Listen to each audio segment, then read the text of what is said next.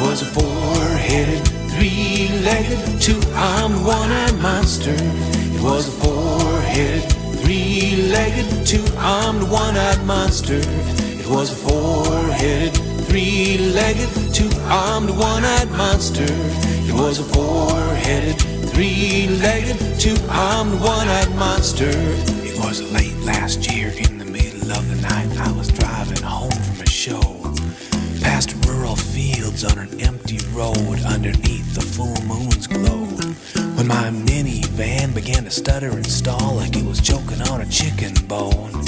And with one last spit it just up and quit, and I gave out a mighty groan, 'cause I was stuck out there in the chilly air without any help in sight.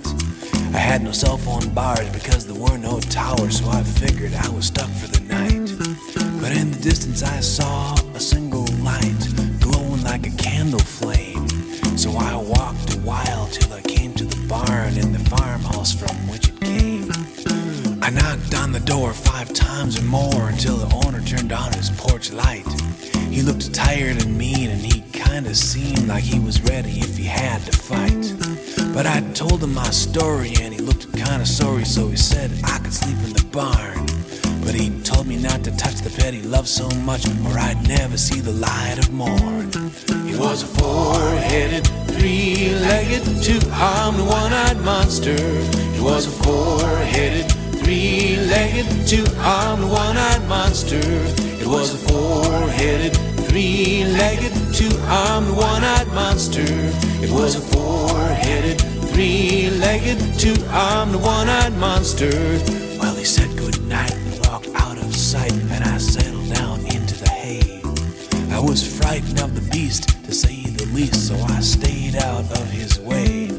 The curiosity got the best of me, and I went to take a closer look at the critter in the corner with the giant eye, and I shook with every step I took. But when I got over there, the giant looked so scared that a tear welled up in his eye.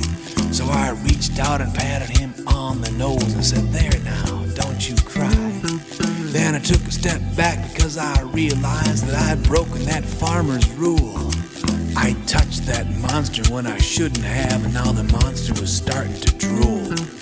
The giant stood up on all 3 legs and he let out a terrible roar. So I turned around when I heard that sound, and he started chasing me to the door. It was a four-headed, three-legged, two-armed, one-eyed monster.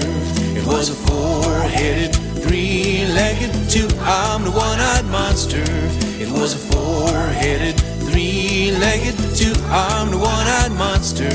It was a four-headed, three-legged, two-armed, one-eyed monster. When I got outside, I headed for my ride, running just as fast as I could. But the giant was following close behind, and my chance didn't look too good.